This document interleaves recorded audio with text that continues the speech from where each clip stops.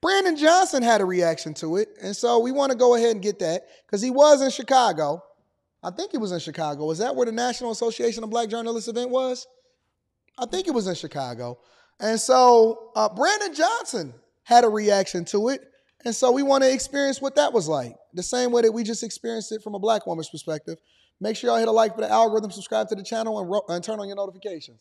Chicago, you know I'm coming, bringing y'all to the front of the congregation probably next week, right? Because there's been some egregious things that I've been seeing in the news. But he ran into blackness, and he felt it. He felt the heat, the unconditional love, the masterpiece of the black woman. All right, hold on, y'all. I didn't know the simp was going to be this hard. I didn't know the grifting into simpdom was going to be this great. I didn't know. I didn't know. Listen, we can hold Brandon Johnson accountable for a lot of things. We can hold him accountable for his hair.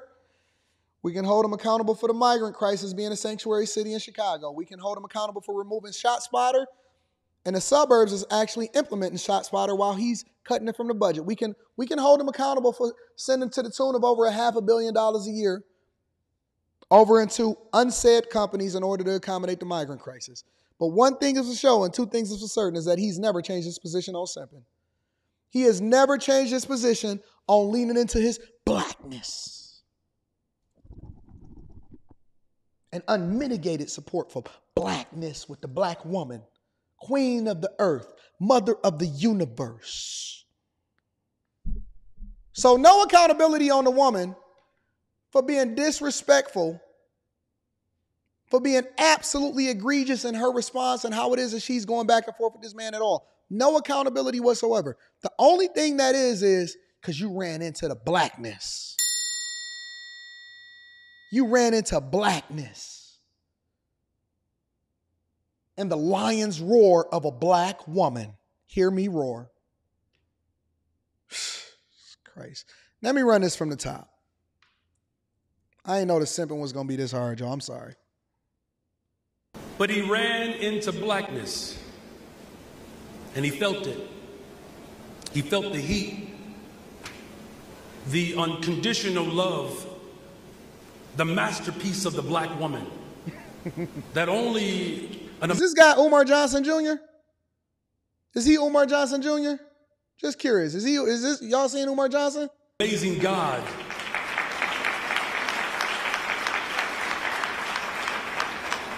can take an Indian and a Jamaican and create somebody in his image, a black woman. Jesus Christ. I can't take it. Oh, please, black woman, could you please like me? He could, what a God. What a God. What a God. What a God that could take an Indian and a Jamaican and he can create this he create this masterpiece of a black queen. What a God. In his image. I didn't know that that's what the word of God said. I was not familiar with the fact that God said that he created woman in his image. I was not aware of that part. Maybe I missed that in Bible study. And I'm open to the possibility that I'm wrong. What does this have to do with policy, politics, whether or not somebody should be president of the United States of America or anything like that? This has nothing to do with anything whatsoever. This man is simping on the highest level. The highest level. He has eclipsed Umar Johnson. Peace and Pan-Africanism. Peace and Pan-Africanism. Y'all lucky my voice is missing. I can't take it. I can't take it. I'm amazed right now. Can take an Indian and a Jamaican and create somebody in his image. Did he create her in his image when she was sleeping her way to the top? Was she in his image when she was dating Montel Williams? Oh my God. I'm sure her her Caucasian husband was proud of Kamala Harris when she was doing what she was doing. A black woman. Hey, let me ask y'all a question. I'm just curious as I sit on the back of my chair. I'm very, very curious. How come, and this is just a thought, this is not anything that we've set as a standard in our society, this is just a thought. How come black overtakes everything else? The word black, it's like a summary. You're not identified because, like, for example, you can be an African, but you can be a white African. Elon Musk is African. I bet y'all didn't know that, did y'all? Some of y'all didn't even know that Elon Musk is African. And how come if a person is majority Indian and minority Jamaican, then how come they not designated as Indian? I'm just curious because I know that we like to put these terms on each other, and so I want to define the terms before we continue to have this conversation.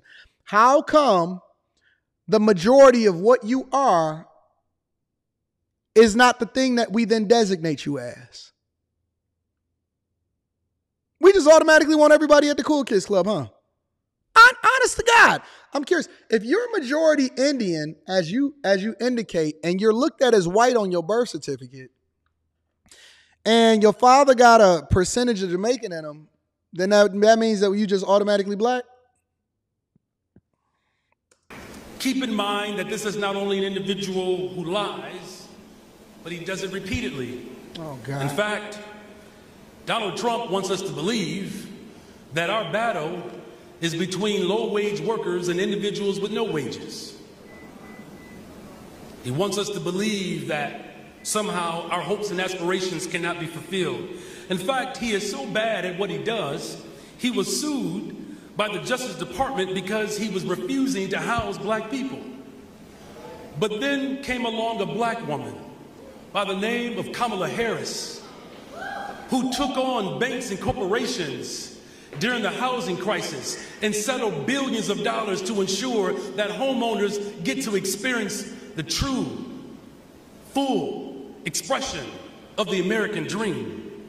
This is someone, Kamala Harris, who for the first time in the history of America has been charged with gun violence reduction through the office of the White House, versus someone who believes that our pain and our suffering and violence should have immunity, particularly when it's done against black people.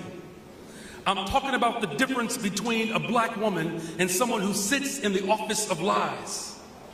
Be very clear that this room is filled with the hopes and aspirations and dreams of those who can only wish for this day. You have a special responsibility and an obligation to tell the story of those who couldn't tell it. Well, what I'm convinced of in this moment. Ain't this the same thing that they gave y'all when they gave y'all Obama? Is this not the same thing that they gave y'all when they gave y'all Obama? They told y'all that you're making history. You're making history. This is going to change the world. This is the thing that's going to absolutely blow the lid off of this thing for you guys. They didn't tell you that you was actually going to be more prosperous. They didn't tell you you was going to have more jobs. They didn't tell you that they was going to close off the border. They didn't tell you that they was going to reduce inflation. They just said, listen, we're going to make history by electing a black woman. That's my T. We're going to make history by electing a black woman. That's Indian. That's majority Indian. Black woman. That as the city of Chicago and the rest of the world looks for moral clarity, it is possible that darkness and hope lives in the same political realm, but it is the hope and aspirations of black journalists that get to tell the story of a young black girl who wishes and dreams to be an artist one day. You get to tell the hopes and the aspirations of a black boy who wished to run his own business one day. The power that you all have, you literally have the power to write our liberation into existence. You have that power. The power to make sure that racism is not the prevailing form of governance, but that hope and aspiration becomes the reality of people across America. And so whether it's telling This dude really think he Martin Luther King Jr., bro. He honestly think he cooking. the stories of lynching, telling the story of our degradation, but making sure that the stories that the mainstream media did not deem as important, you get to tell the world just how important public education is to black people in the rest of the world. You get to tell the story that only through the lens of black liberation, where you can call out terrorist attacks, but you can also call an end to bombing of people in Palestine to ensure that ceasefire as well as I'm going to just be honest with y'all. I'm going to be absolutely honest, and I'm going to be real with y'all. When it comes to Mayor Mohawk over here in Chicago, Mayor Mohawk over in Chicago got his hands full. 1,000%. Chicago has been in shambles for years. Chicago has been in shambles for years. The last thing that Chicago need to be worried about is whether or not the person that they get in office is black or if they're a woman. Haven't y'all learned? Remember, hold on. Remember when Chicago, I'm going to remind y'all, I'm going to jog y'all memory because I got the memory of an elephant and I've been doing this for a long time. Remember when Chicago made history by electing the first black woman, the black gay woman, into office? Oh, y'all forgot about that part. Literally one of the worst mayors in Chicago's history. Remember when y'all had it, for all of my Chicagoans and all of my Illinoisans or whatever it is that y'all call yourselves, do you remember when y'all had a chance to make history with Lori Lightfoot? I call her Beetlejuice, because if you say her name 3 times, she'll appear in Dalton. Do you remember when y'all had a chance to make history in Chicago by electing people based off of their gender, their sexual orientation, and whether or not they were black? Y'all went with three pieces of criteria when y'all elected a woman in the office in diversity, equity, and inclusion. And she gave you hell. She gave y'all so much hell that where y'all got her the hell up out of there. In her one term. She was a one-term mayor. I don't even think I remember the last time that Chicago was a one-term mayor. Hey, remember when y'all made history by electing Tiffany Hingard over there in Illinois, let me correct it, Illinois, as the first black woman, because I'm 25 to 0. I'm 25 to 0. The first black woman mayor of Dalton, and I'm a supervisor of Thornton Township, and they don't like me because I'm black. Cook County got an 86% increase for some of these people property tax bills. That's a fact. Cook County, everybody was flooding the assessor's office. If you go and you look at all of the different community meetings that Brandon Johnson is having, black people are disgusted with his ability to be mayor of Chicago. And the fact that he's putting more money into migrants than he is into your communities. Chicago don't even own their own streets. Did y'all know that? That's a fact. Chicago don't even own its own streets. Chicago is a Democratic hellhole. The taxes is high.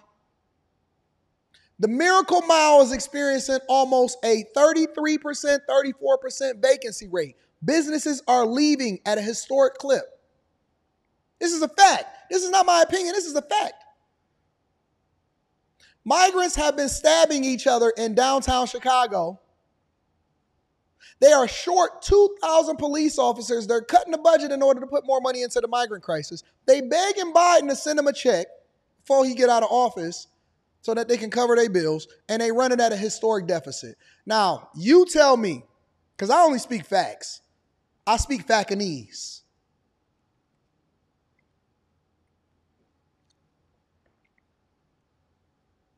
Oh, you didn't know I was bilingual? I speak Facanese.